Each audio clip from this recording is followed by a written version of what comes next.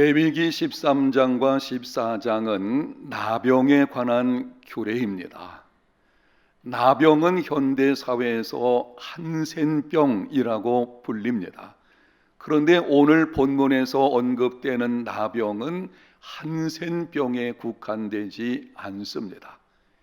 일반적인 악성 피부병이나 옷이나 가죽, 가옥의 벽에 있는 악성 곰팡이도 나병이라고 말씀합니다. 그래서 어떤 번역 성경에서는 나병을 심각한 피부병 혹은 위험한 피부병으로 표현하기도 합니다. 오늘은 나병 규례와 관련된 몇 가지 특징들을 통해서 우리가 어떤 삶을 살아야 하는지를 말씀드리겠습니다. 오늘 본문에 기록된 것뿐만이 아니고 여러분이 쭉 이 내용을 14장까지 읽어보게 되면 나병에 관한 규례들에서 여러 가지 특징들을 볼 수가 있는데 그 중에 세 가지만 여러분에게 말씀을 드리면서 우리가 어떤 믿음의 삶을 살아야 하는지 듣는 시간을 갖게 될 것입니다. 나병 규례의 특징 첫 번째, 율법의 규례들 가운데 나병에 관한 규례가 가장 많습니다. 나병에 관한 규례는 오늘 본문이 포함된 13장에서 59절, 14장에서 57절 분량으로 기록되어 있습니다. 단일 주제에 관한 율법 규례들 중에 이처럼 많은 분량을 다룬 것은 없습니다. 놀랍게도 하나님께서는 나병에 관한 규례를 가장 많이 말씀을 하셨습니다. 이유가 무엇입니까? 나병 자체가 중요하기 때문이 아니고 나병이 가지고 있는 영적인 의미가 중요하기 때문입니다. 영적인 면에서 구약 성경의 나병은 죄악을 상징합니다. 그렇게 주장하는 몇 가지 이유가 있는데요. 첫 번째는 나병의 판결을 의사가 아닌 제사장이 했습니다. 두 번째, 회복되었을 때 하나님께 제물을 드림으로 사회에 복귀할 수 있었습니다. 세 번째, 시편 51편 7절에 보면 다윗은 자신의 죄를 나병에 비유하여 말하기를 우슬초로 나를 정결케 하소서라고 합니다. 성경에서 우슬초는 참회, 겸손, 정결을 상징을 합니다. 레위기 14장에 가서 보게 되면 나병의 정결 예식에서 우슬초를 사용하는 것을 볼 수 있습니다. 여러분, 그러므로 나병에 관해서 많은 내용들을 기록한 것은 그만큼 죄의 문제가 심각하고 중요하게 다루어져야 한다는 것을 보여주는 것입니다. 죄의 심각성이 무엇입니까? 죄는 인간 영혼을 파괴하며 인격을 추하게 만듭니다. 나병에 걸리면 피부가 흉하게 됩니다. 혹이라도 한센병에 걸리게 된다면 나병에는 한센병에 국한되는 것이 오늘 본문에서 아니라고 말씀드렸어요. 그런데 혹 한센병에 걸리게 되어지면 감각이 소실되며 손과 얼굴의 형태가 손상이 되어버립니다. 가옥에 악성 곰팡이가 피게 된 것을 그냥 놓아두게 되면 흉하게 될 것이고 계속 그냥 두면은 흉가가 되어버릴 것입니다. 마찬가지로 죄는 하나님과의 관계를 차단하며 인간 관계를 깨뜨립니다. 자신의 인격과 영혼을 추하게 만들고 파괴합니다. 이웃에 대하여 무관심한 이기적인 사람이 되게 합니다. 탐욕에 사로잡히게 되면 판단력이 흐려지게 되고 러시아의 우크라이나 침공 같은 악한 일을 저지르게 되는 것입니다. 지금 벌어지고 있는 이 전쟁의 근본 원인은 탐욕 때문이죠. 탐욕에 사로잡히게 되어지면 무엇이 옳고 그른지를 분간하지 못하게 되고 이와 같은 참상이 일어나게 되는 것입니다. 죄를 멀리하는 삶이 되어야 합니다. 본문 2절 상반절에는 이렇게 말씀합니다. 만일 사람이 그의 피부에 무엇이 돋거나 뾰루지가 나거나 색점이 생겨서, 나병의 출발은 사소합니다. 처음 증상은 피부에 무엇이 돋든지 뾰루지가 나거나 색점이 생깁니다. 병이 진행되면 피부가 괴사하고 증상이 심해지면 신체가 손실됩니다. 마찬가지로 죄는 처음에 사소한 것으로 시작됩니다.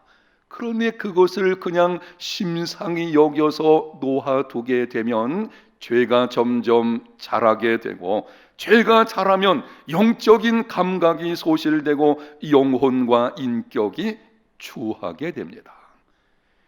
죄의 특성을 잘 알고 있는 시편 기자가 시편 1편 1절에 이렇게 말씀합니다.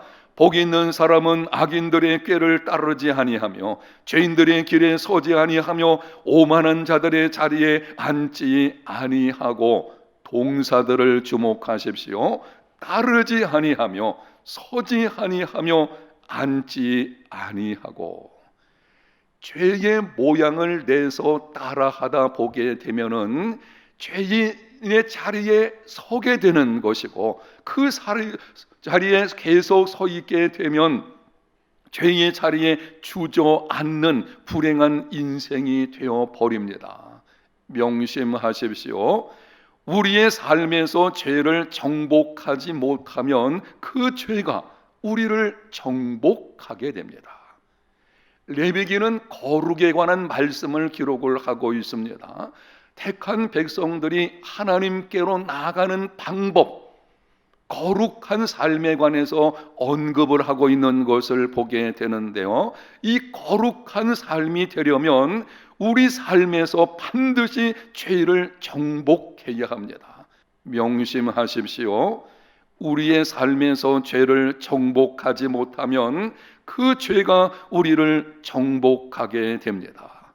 그러므로 죄라고 생각이 들면 처음부터 멀리 해야 합니다. 무엇보다 죄악이 마음의 자리를 잡지 않도록 마음 관리를 잘 해야 합니다. 신약성경 마가복음 7장에 보면 예수님께서 말씀하셨습니다. 무엇이든지 밖에서 사람에게로 들어가는 것은 능히 사람을 더럽게 하지 못하고, 속에서 나오는 것이, 사람 안에서 나오는 것이 사람을 더럽게 하는 것이니라. 그리고 사람의 마음에서 나오는 것들이 어떤 것인지 이렇게 말씀했습니다. 마가복음 7장 21절에서 23절까지입니다.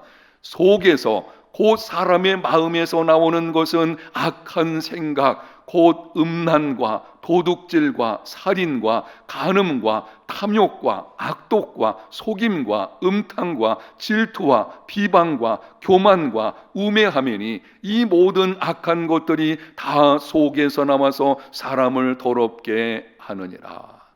마음은 샘과 같습니다. 샘이 좋으면 단물이 나오는 것이고, 샘이 나쁘면 쓴물이 나옵니다. 마음의 샘이 어떠한가에 따라서 삶의 모양이 결정됩니다. 사람의 속에 있는 것이 입술을 통해서 나오게 되는 것이고, 우리 속에 있는 것이 행동으로 나타나는 것입니다. 마음 상태가 인생의 모양을 결정합니다. 그런데 마음은 울타리가 없습니다. 그러다 보니 온갖 잡념들과 죄악된 것들과 부정적인 생각들이 끊임없이 예기치 않게 아무 때나 찾아 들어옵니다. 그러므로 죄와 부정적인 생각들이 내 마음에 들어와서 자리를 잡지 못하도록 마음을 잘 지켜야 합니다. 새가 우리 머리 위로 날아가는 것은 어쩔 수 없지만 우리 머리에 둥지를 틀지 않게는 할 수 있습니다. 생각하지 않게 우리 마음속에 여러 가지 많은 잡념들이 끊임없이 찾아올 수는 있지만 그것이 우리 마음에 둥지를 틀지 않도록 해야 하는 것입니다. 우리 마음의 정원에 잡동사니들이 쌓이지 않도록 모든 지킬 만한 것보다 더욱 마음을 지켜야 합니다. 마음을 지키려면 어떻게 해야 합니까? 내 마음은 내 마음대로 되지 않습니다. 마음을 지키려고 하지만 결심한다고 해서 그게 제대로 작동이 되지를 않습니다. 어떻게 해야 하겠습니까? 이렇게 하십시오. 매일 범사에 하나님과 함께 시작하십시오. 중요한 말씀이기 때문에 한번 따라합시다. 매일 범사에 하나님과 함께 시작하라. 성령의 도우심을 구하십시오. 아무것도 염려하지 말고 염려할 시간에 기도하십시오. 기도하면 매일 범사에 하나님과 함께 시작하며 성령의 도우심을 구하고 여러 가지 많은 일들 가운데서 이런저런 생각들이 막 들 때에 그 생각 가지고 씨름하지 말고 하나님 앞에 엎드려 기도하게 되면 모든 지각에 뛰어난 하나님의 평강이 우리 마음과 생각을 지켜주실 것이고 하나님께서 지켜주시면 마음을 잘 지키는 삶이 이루어지게 되는 것입니다. 두 번째 특징은 나병에 관한 판별은 신중하게 진행되었습니다. 2절 하반절부터 8절까지는 나병에 관한 판별에 대하여 말씀을 합니다. 나병의 판별은 제사장이 합니다. 환자가 찾아오면 제사장은 환부를 자세히 관찰합니다. 환부의 털이 희고 환부가 피부보다 우묵하면 나병으로 판별합니다. 그러나 피부의 색점이 희나 우묵하지 아니하고 그 털이 희지 않으면 그를 7일 동안 격리하여 관찰합니다. 7일이 지나도 병색이 피부에 퍼지지 않으면 다시 7일을 격리하여 진찰합니다. 14일이 지나도록 피부에 퍼지지 않고 환초가 열버지면 피부병으로 판단하고 의심받았던 자는 옷을 빨아야 합니다. 여기서 우리는 중요한 교훈을 받게 됩니다.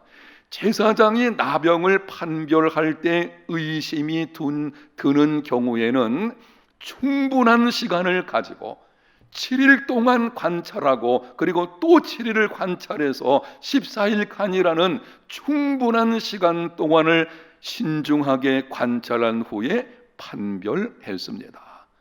오늘날 우리도 다른 사람을 판별할 때에 충분한 시간을 가지고 신중하게 해야 합니다.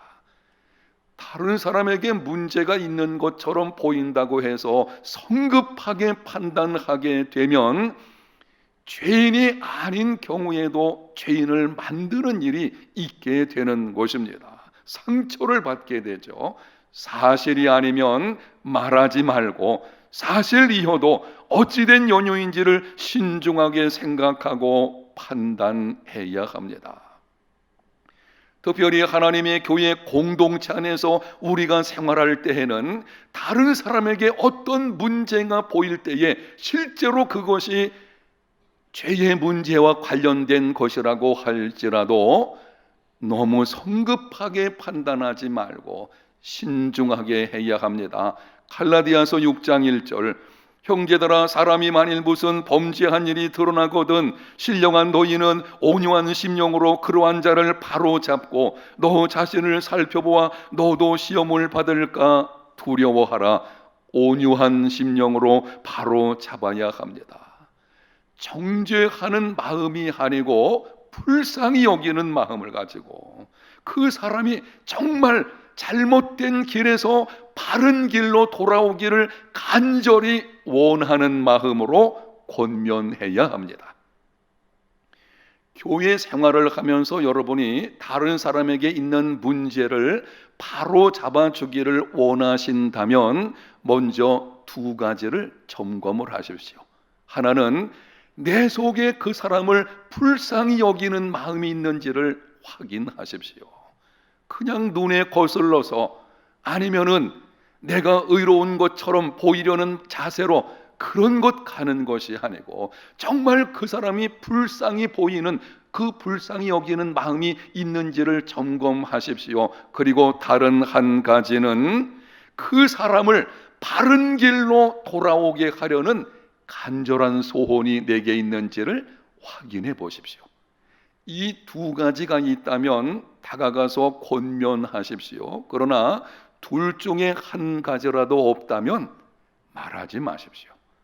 자칫하게 되면 욥의 친구들과 같은 어리석은 사람이 되어버릴 수 있습니다. 또한 자신을 돌아보아 나 자신도 시험을 받을까 두려워해야 합니다. 나도 같은 죄에 빠질 수 있다는 것을 명심하고 자신을 살피면서 권면해야 합니다. 신약성경 요한복음 8장에 보게 되면 가늠하다가 현장에서 잡혀온 여인을 정죄하는 사람들을 향해서 예수님께서 말씀하셨습니다. 너희 중에 죄 없는 자가 먼저 돌로 치라. 세상에 죄가 없는 사람이 어디 있겠습니까? 모든 사람이 죄를 가지고 있습니다. 세상에는 두 종류의 사람밖에 없는데요, 드러난 죄인과 드러나지 않은 죄인들만 있을 뿐입니다. 그러므로 나도 역시 죄인이라는 것을 알고 모든 겸손과 온유한 심령으로 바로 잡아야 합니다. 세 번째 특징은 나병으로 확정된 사람은 진영 밖으로 내보냈습니다. 나병이 있는 동안에는 어떻게 했는지 레위기 13장 46절에 이렇게 말씀을 합니다. 병 있는 동안에는 늘 부정할 것이라 그가 부정한 즉 혼자 살되 진영 밖에서 살지니라. 제사장이 판별해서 나병에 걸린 것이 분명하다면 그를 이스라엘 진영 밖으로 내보냈습니다. 그곳에서 나을 때까지 기다렸다가 다 낫게 되면 그때서야 비로소 진영 안으로 들어왔습니다. 구약 성경에 보게 되면 진영 밖은 부정하거나 저주받은 자들과 관련되어 있습니다. 레위기 10장에 보게 되면 하나님께서 명하시지 않은 불을 가지고 분향하려다가 즉사한 나답과 아비후의 시체를 진영 밖으로 메고 나가라고 했습니다. 레위기 24장에 보면 하나님의 이름을 모독하며 저주하는 자를 진영 밖으로 끌어내서 돌로 쳐서 죽이라고 했습니다. 오늘 본문에 보면 나병 환자들은 부정한 자로 여겨져서 진영 밖으로 격리되어 거하게 했습니다. 진영 밖으로 쫓겨난다는 것은 하나님의 심판을 받은 자, 부정한 자, 저주받은 자라는 의미를 가지고 있습니다. 그래서 유대인들은 진영 안을 거룩한 것으로 보았고 진영 밖을 더럽고 부정한 것으로 여겼습니다. 여러분, 그런데 히브리서 13장 12절과 13절에 놀라운 말씀이 나옵니다. 그러므로 예수도 자기 피로서 백성을 거룩하게 하려고 성문 밖에서 고난을 받으셨느니라. 그런즉 우리도 그의 치욕을 짊어지고 영문 밖으로 그에게 나아가자. 예수님께서는 성문 밖에서 곧 진영 밖에서 고난 받으시고 십자가에 달려 죽으셨습니다. 이유가 무엇입니까? 상반절을 보십시오. 그러므로 예수도 자기 피로서 백성을 거룩하게 하시려고 성문 밖에 있는 자들, 하나님의 심판 가운데 있는 사람들, 부정한 사람들, 저주 아래 있는 자들을 구원하시려고 그렇게 하신 것입니다. 거룩하신 하나님의 아들, 무지하신 분께서 마치 하나님의 심판을 받은 것처럼 저주받은 자로, 부정한 자로 여김받아서 성문 밖에서 고난받고 죽으셨고, 그러므로 말미암아 예수 믿는 모든 사람들이 그 가운데서 구원받는 역사가 있게 된 것입니다. 그러므로 예수님을 믿는 자들은 더 이상 하나님의 심판을 받지 않습니다. 예수 믿는 사람들은 더 이상 부정하지 않으며 더 이상 저주가 없습니다. 예수님을 믿기 전에 우리는 하나님의 심판 아래 있었던 자들이었습니다. 그러나 예수님을 믿음으로 우리는 더 이상 정죄의 심판을 받지 않습니다.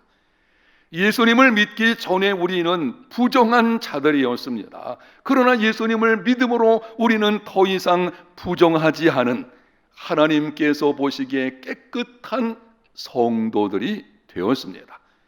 예수님을 믿기 전에 우리는 조상적부터 내려오는 저주들이 있었습니다. 그러나 예수님을 믿는 우리는 조상이 물려진 헛된 행실에서 대속함을 받았습니다.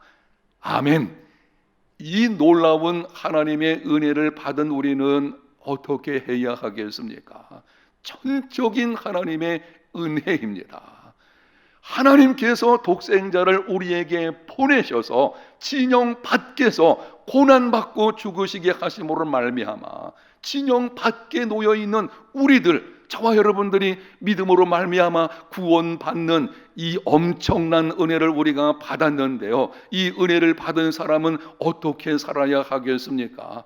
히브리서 13장 12절과 13절을 다시 한번 읽습니다. 그러므로 예수도 자기 피로서 백성을 거룩하게 하려고 성문 밖에서 고난을 받으셨느니라. 그런즉 우리도 그의 치욕을 짊어지고 영문 밖으로 그에게 나아가자.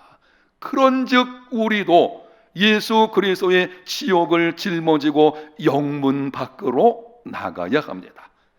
영문 밖은 심판과 저주와 부정이 있는 곳입니다. 소망이 없는 곳입니다. 그곳으로 나가야 합니다. 그리고 예수님께서 행하신 것처럼 자신을 내어줌으로 절망이 있는 곳에 희망을 주는 삶이 되어야 합니다. 성문 밖으로 나간다는 것이 어떤 의미를 가지고 있는 것인지 여러분이 이해를 돕기 위해서 유명한 성 프란시스의 평화의 기도문을 여러분에게 읽어드리겠습니다. 전문을 여러분에게 읽어드릴 때에 여러분이 한 구절 한 구절을, 이 기도문을 한번 깊이 생각해 보시기를 바랍니다. 주님, 저를 평화의 도구로 써주소서. 미움이 있는 곳에 사랑을, 다툼이 있는 곳에 용서를, 분열이 있는 곳에 일치를, 의욕이 있는 곳에 믿음을, 잘못이 있는 곳에 진리를, 절망이 있는 곳에 희망을, 어두움의 빛을, 슬픔이 있는 곳에 기쁨을 가져오는 자 되게 하소서. 위로받기보다는 위로하고 이해받기보다는 이해하며 사랑받기보다는 사랑하게 하여 주소서. 우리는 줌으로써 받고 용서함으로써 용서받으며 자기를 버리고 죽음으로써 영생을 얻기 때문입니다. 이 기도가 나의 기도가 되고 이 기도를 따라서 힘쓰는 삶이 되어지는 것, 그것이 바로 영문 밖으로 나가는 것입니다.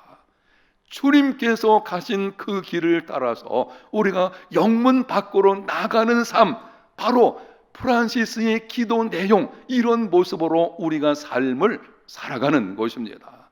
이러한 저와 여러분, 우리 모든 성도들 다 되시기를 예수님 이름으로 축복합니다.